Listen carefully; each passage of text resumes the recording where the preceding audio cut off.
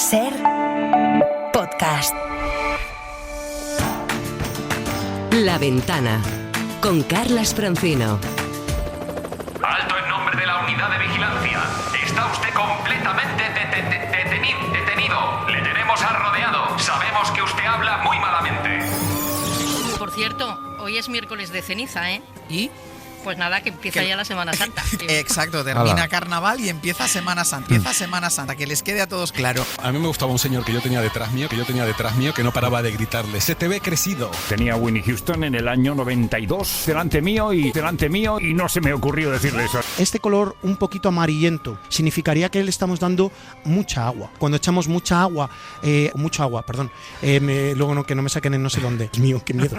Dice un oyente: desde que llevamos mascarilla los contagios no han disminuido. La gente se la toca y no sabe usarla. Bueno. El edil Luis Miguel Rodríguez ha dicho que pensaba que tenía tarifa plana en el móvil. El mes que más gastó, las cantidades rondaron los 2.600 millones de euros. Es increíble. Podemos cometer errores. Iban los errores. Rápido, hay que emitir esta cinta, esta grabación. Esto sin más dilatación y a su hora. Son las 4 de la madrugada, las 5 en Canarias. UDV. Unidad de Vigilancia. ¿Cómo se nota el rebufo canario todavía? Hombre, claro que sí. Es que estamos con la resaca todavía, el ¿no? Catálogo de gazapos, ¿eh? Sí, señor. Resaca del Carnaval de Santa Cruz de Tenerife. Siempre lo pasamos muy bien en nuestros viajes, Francino. Y así fue el pasado viernes también, aunque tuvimos algún momento crítico y justo antes de empezar la unidad de vigilancia, y nos llevó a tropezar con el gazapo más repetido en la historia de la unidad, el tropiezo al dar la hora en Canarias. Aunque te corregimos en directo, Francino, a Jorge Castro, a Carlos Calatayud y a Yolanda Morán, pues les gusta recordarlo. Son las 6:10 de la tarde, las 5:10 en Canarias. Hemos tenido un ataque no sabemos qué. Ataque de nervios, sí. Que es que a veces la tecnología te pone trampas, todos acojonados. Ay, que no salimos. Hay otra cosa que no se ve en la radio y es el reloj que tienes que poner 6:10 y no son las 6:10, son las 5. Ya lo he dicho. Y 10. Se ha dicho las 6:10, las 5:10 en Canarias. No. ¿Cómo que no? Es que son las 5:10. Coño, hostia. Claro, coño. Pues ya está. Pues no hay mejor prólogo para abrir la unidad de vigilancia lingüística. Pues vamos. Efectivamente, no hubo mejor prólogo y no hay mejor manera también que esta para arrancar la unidad de vigilancia en un día tan señaladito. Cuando llegan los días señaladitos. Y ayer vivimos otro de estos días, antes de ayer, el miércoles, porque se anunciaron los sondas del podcast. El prestigioso jurado anunció los suyos y yo, por mi cuenta, concedí un par de ellos más. Anda. Javier Coronas te ha enviado un mensaje que te decía, con lo que cuesta pillar a Isaías, no hay que dejar pasar la ocasión. Efectivamente. Y no la ha dejado pasar. Y me recordaba lo evidente, claro, que el director del podcast La Ruina se llama Tomás, sí, pero no se apellida Pérez. Por ejemplo, la mirada de un podcast titulado La Ruina. Su responsable, Tomás Pérez, ha estado en la ventana. A pringaos no nos gana nadie. No, y a pringao yo el primero, Tomás, Bueno, mis disculpas a Tomás Fuentes y también a los Tomás Pérez que quizás nos estaban escuchando y se llevaron la alegría de ganar un Ondas que se desvaneció inmediatamente. Y un vigilante que se hace llamar Pirulencio en Blue Sky, pues eleva la apuesta sobre mis fallos. Y aparte del de Tomás, me dice que el director de No es el fin del mundo es Fernando, sí, pero Ararcón, no Ararcón, sino Arancón. Es un podcast que se acerca a la gran geopolítica, pero con frescura y con rigor. Su director, Fernando Ararcón, dice que se trata de eso, rasear el balón sobre la cruda realidad. Bueno, pues cruda realidad la mía, desde luego, esta semana. También mis disculpas a Fernando Arancón. Me quedé de hielo con estas vigilancias en un momento tan solemne, algo que también le sucedió a varios vigilantes, a Marina González, a Alfonso Sanz y a Tomás Prieto, al escuchar en Hoy por Hoy esto sobre no sé qué de un iceberg. Y el iceberg más grande del mundo se detiene antes de llegar a la isla. 70 kilómetros de esas costas se ha detenido, ha encallado ese iceberg. De hecho, buenos trozos de hielo están desprendiéndose de ese iceberg y están afectando a la costa. No ha habido que duplicarlo, porque lo repiten hasta 3 veces. Sí, no. Bueno, pues recordemos que la palabra iceberg se registró claro. en el diccionario hace un siglo, en 1927. Es verdad que entonces entre corchetes, es decir, como un extranjerismo, pues como por ejemplo está registrado footing, pero decimos footing. Entonces, pues claro, entonces pues sí que a lo mejor podíamos leer iceberg, ¿no? Pero en 1970 ya se registró sin ningún tipo de prevención y el diccionario panhispánico de dudas además dice que en el español de aquí lo recomendable es pronunciarla conforme a nuestra fonética, iceberg, aunque en el español que se habla en América está extendida la otra forma, la pronunciación inglesa que es iceberg.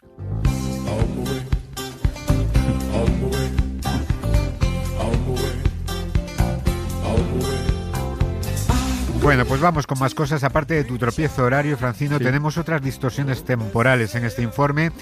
El 6 de marzo hablamos, por ejemplo, de un ciberataque a la Casa Real que en teoría duró solo 3 días, pero tal y como lo contamos debe seguir activo a esta hora. La vigilante es Simone Casadillo. Con la web de Casa Real llegaron a tumbarla, aunque según confirman a las sedes de Casa Real en ningún momento lograron acceder al sistema. En solo 3 días, entre el 2 y el 14 de marzo, las fuerzas de seguridad... Entre el 2 y el 14 de marzo pasan 12 días, ¿no? Bueno, estamos hoy a día 14, en realidad se acabó ese ciberataque el 4 de marzo, se nos coló ahí un 1. Israel de Francisco y José María Riol nos mandan una vigilancia recurrente sobre cuándo comienzan los siglos. En A vivir que son 2 días, Jordi Puntí, autor de una novela sobre Xavier Cugat, dijo que este hombre nació el 1 de enero de 1900, es decir, que nació con el siglo XX. Xavier Cugat fue un músico súper famoso en los Estados Unidos. Para empezar por el principio, él nace el 1 de enero de 1900, es decir, nace con el siglo. Y a mí también me pasó hace unas semanas al hablar de lo rápido que se nos está pasando el siglo actual, el siglo XXI, y entonces me vigiló José Manuel de Lars. Durante el siglo XX, pero este siglo del que ya nos hemos comido un cuarto, promete. Bueno, pues Israel, José María y José Manuel nos recuerdan que en nuestro calendario nunca hubo un año cero. El primer siglo de nuestra era comenzó el 1 de enero del año 1 y los siglos arrancan siempre con el 1. El 20 empezó el 1 de enero de 1901, es decir, Cugat ya tenía un añito. Y el siglo XXI, Isaías, a pesar de lo del efecto 2000, comenzó el 1 de enero de 2001. Así que el cuarto de siglo se cumplirá el 1 de enero de 2026. Fly me to the moon, let me play among the stars. En fin, que a veces tropezamos porque estamos en la luna y otras tropezamos al hablar de la luna. Fernando Martínez vigila a Ángeles Barceló por utilizar el verbo aterrizar hablando de nuestro satélite. Oye, ¿y esa tarde hay aterrizaje en la luna? Sí. ¿Quién aterriza esta tarde en la luna? Nada, bueno, es una sonda robótica. Bueno, este en realidad no es un error absoluto, ¿eh? Aterrizar como posarse sobre tierra firme, claro. Pues sería un verbo válido, sin ningún tipo de problemas. Pero claro, si tenemos el verbo alunizar, que es más preciso, pues oye, vamos a utilizarlo, ¿no? Aquí Javier Gregory, por ejemplo, se empeñó con insistencia en utilizar el verbo amartizar. Y ya está en el diccionario de la Real Academia, ¿no? Así que nuestro vigilante Fernando pues opta por la precisión. Bueno, en realidad son matices. Y sobre matices, Juan Carlos Orozco nos manda esto que escuchó en Ser Málaga sobre una investigación que a él, la verdad, le parece innecesaria. Ingresa en prisión el acusado de matar de un disparo este pasado fin de semana a un hombre en el barrio malagueño de La Palmilla. Investigan el hallazgo de un cuerpo sin cabeza en una playa de Fuengirola. La autopsia determinará las causas de la muerte. Bueno, las circunstancias de la muerte pueden investigarse, pero las causas, hombre, estando sin cabeza, parecen claras, nos dice Juan Carlos. Bueno, podríamos matizar también, ¿no? Porque a lo mejor lo mataron de otra manera y después le cortaron la cabeza una vez muerto. Pero sí que es verdad que suena un poquito extraño. Y sobre muertes también, Víctor Palomo, Rubén Jiménez, Alfonso Vicente, Nacho Martín y Jesús Sáez nos mandan este momento sobre Elvis y su hermano que, según nos contaron, murió muerto. Nacieron Elvis y su hermano Jesse. El problema es que su hermano gemelo Jesse murió fallecido, murió muerto. o al menos eso dice parte de la historia, porque hay más historias, porque hay una, llamémosle leyenda urbana o teoría de conspiración, en la que se habla que realmente el hermano no murió muerto. El hermano no murió muerto. Bueno, pues en este caso yo lo tengo clarísimo, apostaría mi patrimonio a que si murió el hermano de Elvis, murió muerto, que es lo que suele suceder. Y Mario Suárez se sorprendió sobre esta nueva pena que parece que a lo mejor importamos desde los Estados Unidos, que es la pena de muerte revisable. Fíjate que importamos imbecilidades estadounidenses y modas idiotas. Bueno, no cantes victoria. Canto victoria a este respecto. Pues no lo sé. Porque con lo de la pena de muerte revisable,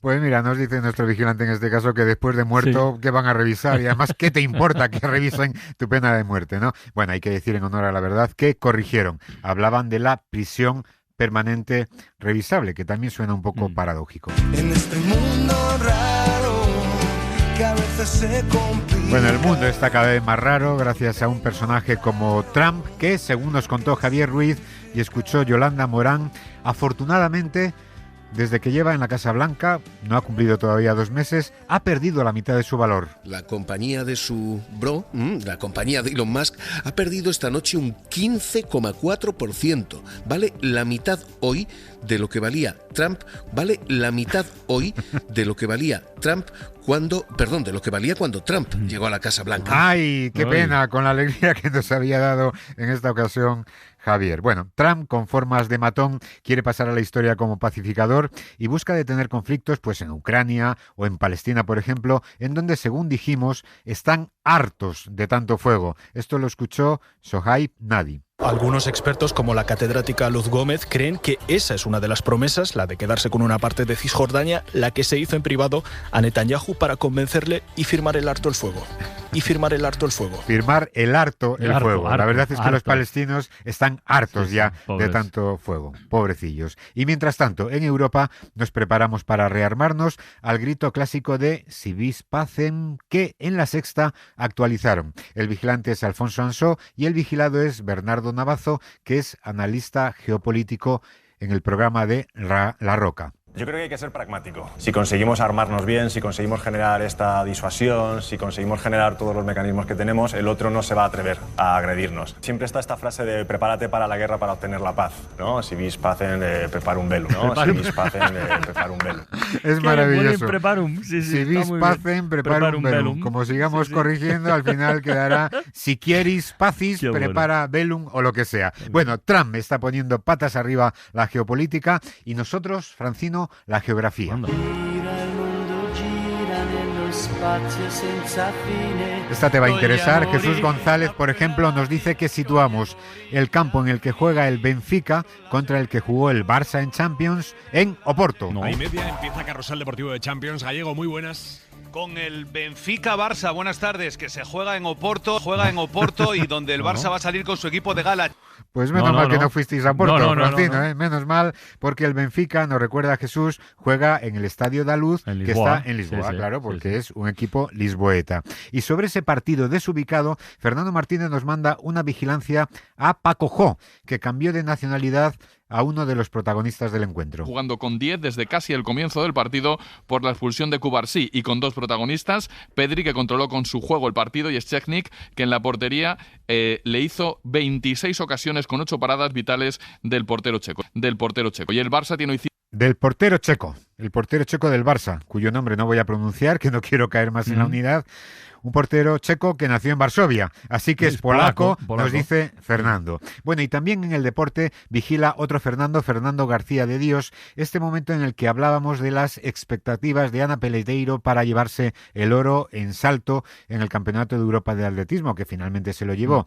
¿Dónde? Bueno, pues ahí está el error. Información del deporte, Sampe, muy buenas. Muy buenas, Ana Peleteiro. Es favorita para el oro en el triple salto en los europeos indoor de atletismo de la ciudad holandesa de Apeldoorn. La final se disputa desde las 7 menos 10 de la tarde. Pues sí, el campeonato se celebró en la ciudad de Apeldoorn, pero esta ciudad no está en Holanda, sino en Países Bajos, nos dice nuestro vigilante. Esto cuesta, ¿eh? Cuesta mucho, porque hasta finales del siglo pasado hemos llamado a los Países Bajos Holanda, pero Holanda realmente es un territorio más que está dentro de los Países Bajos. El territorio más amplio, más extenso, sin duda, pero es uno más. Y José Antonio Padilla y José María Hernán nos mandan esta vigilancia sobre el apoyo que el nuevo canciller alemán busca en dos países que se parecen muchísimo. Merz reconoce que su país no puede tener armas nucleares, lo prohíbe la propia legislación alemana, pero quiere estudiar la posibilidad de compartir el arsenal de Reino Unido y Gran Bretaña, que son las dos potencias nucleares de Europa. Bueno. Reino Unido y Gran Bretaña, dos potencias nucleares de Europa. Son unos abusones estos británicos, nos dicen nuestros dos vigilantes. Bueno, y en España también tenemos cositas geográficas. Sí, por ejemplo, tenemos que pedir disculpas a los burgaleses por haberles quitado de un plumazo la localidad de Poza de la Sal y dársela a Granada, así por las buenas. La vigilante es Rosa Rojo. En Salar, en Granada, será de día cuando falten 20 minutos para las 8, con mínimas de 9 grados y máximas de 18. Y en Poza de la Sal, en Granada, amanecerá a las 7:46. Pues amaneció a las 7:46, pero no amaneció en Granada, sino en la provincia de Burgos, que es donde está Poza de la Sal. José Manuel Moya también se sorprendió de este túnel del que hablaron en Radio 5, en un espacio que se llama Terror en Blanco. Bueno, esto es una historia fascinante, pero no es el único encuentro en carretera similar que se ha producido. Entre Álava y Vitoria hay un túnel en el que una pareja de la Archancha fue testigo de algo que les costó mucho tiempo contar. Bueno, y comprender sobre todo, ¿no? Porque Vitoria ya está en Álava y no necesita otro túnel de acceso. Bueno, son estas cositas que de repente se nos cuelan. Por ejemplo, Mario Díaz llama a Vidal Folk a la unidad por este momento en el que hablaba del regreso de dos de las tres marcas de la Caixa Cataluña y dijo lo siguiente: la Fundación, que es la primera de Europa, y el holding industrial, Criteria.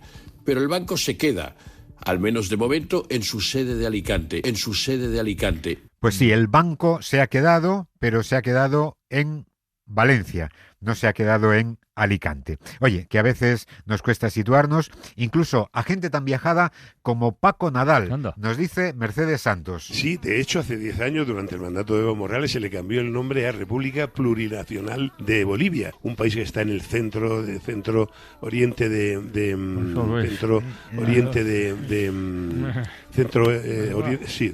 centro oeste de Sudamérica, bueno, que no tiene salida al mar. Donde esté. Eso, sí, donde esté, pero puestos a situarlo, más bien sería en el centro oeste, ¿no? Bueno, tenemos también algunas vigilancias en la ficción.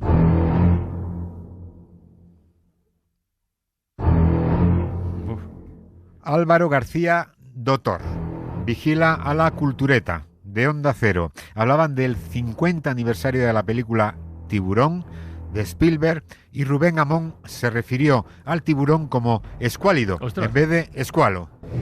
Bruce, sí.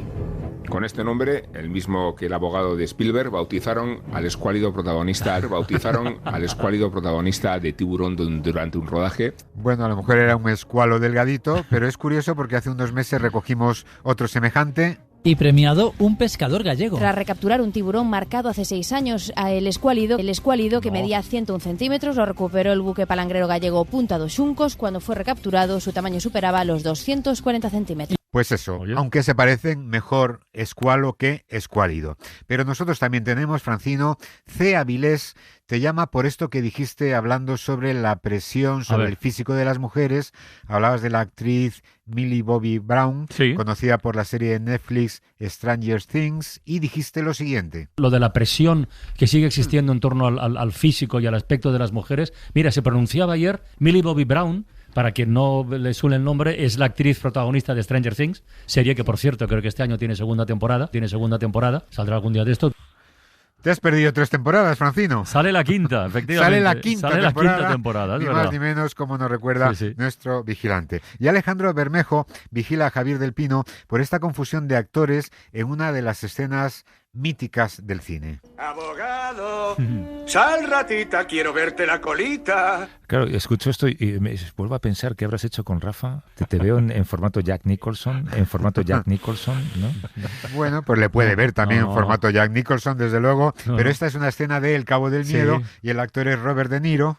Robert De Niro, por cierto, que Alejandro nos dice, doblado por un actor español, Ricardo Solans, y no es Jack Nicholson. Que podría ser por el resplandor. Eso es, podría ser, sí, podría ser sí. por otros personajes violentos, pero no por este precisamente. Y Marta Pascual nos manda esto de La ventana de los libros, un momento en el que Juanjo Tellez y Emma Vallespinós dicen pantuflas. ¿No? Con dos Ns en lugar de pantuflas. Hay un poema que me ha gustado mucho a mí, que es el de Tarjeta Dorada, y quería preguntarte si ya sabes cuando llega el momento de adquirir unas pantuflas y un albornoz de lana. Hay una cierta disociación. Yo no sé cuándo voy a comprarme las pantuflas, y el bueno, claro, albornoz de lana. Hablábamos de un poema de Juanjo, podría haber sido una licencia del autor, pero no. El poema habla de pantuflas.